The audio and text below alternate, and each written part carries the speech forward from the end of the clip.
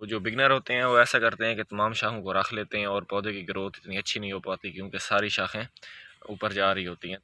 बिस्मिल्लाहिर्रहमानिर्रहीम। अस्सलाम वालेकुम। कैसे हैं तमाम दोस्त? उम्मीद करता हूँ बिल्कुल खैरियत से होंगे। मैं मोहम्मद वकास और आपको खुश आमदीद करता हूँ अपने यूट्यूब चैनल पर। अगर आप नए हैं मेरे चैनल को सब्सक्राइब लाजमी कर लें ताकि प्लांट से रिलेटेड जितनी भी वीडियोज़ आ रही होती हैं वो आपको बर वक्त मिलती रहें।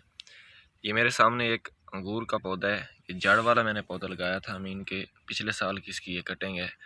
तो इस टाइम इसकी आप लोग ग्रोथ चेक कर सकते हैं।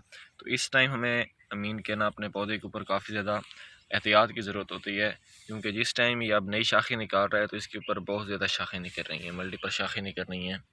एक ये शाख निकल रही है, 2 3 4 5 6, ये 7 शाखें इसके ऊपर निकल रही हैं।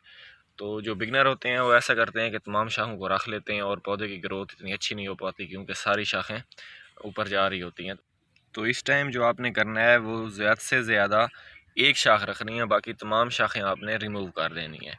अगर एक नहीं रख सकते तो फिर 2 रख लें, 2 से ज़्यादा आप कभी भी ना रखें।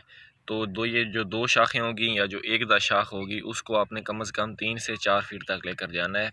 उसके बाद मेरे पास अब सबसे सेहतमंद और तंदुरुस्त ये शाख है, तो मैं इस शाख को रखूँगा। बाकी जो इसके साथ जितनी भी दूसरी शाखें हैं तमाम शाखों को मैं रिमूव कर दूँगा, आप देख सकते हैं। तो अब इसको मैं यहाँ से कट कर दूँगा। इसको मैं यहाँ से कट करूँगा तो मेरे पास अब सिर्फ ये एक शाख बचेगी। जो सारा फोकस है वो इस शाख के ऊपर मैंने रखना है।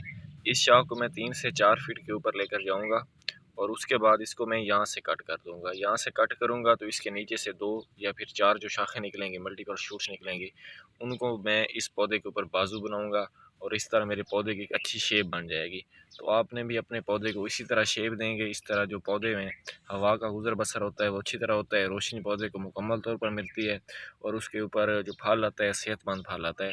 तो आपने भी अपने पौधे को इस तरह शेप देनी है। जो अर्ली डेज़ होते हैं जैसे कि अभी शूट्स निकल रही हैं, तो आप लोग कोशिश करें कि सिर्फ एक शाख के ऊपर फोकस रखें ताकि जो पौधा है वो सारी एनर्जी जो है वो इसी एक शाख को दे और इसकी जो ग्रोथ है वो बहुत ही तेज़ी के साथ हो।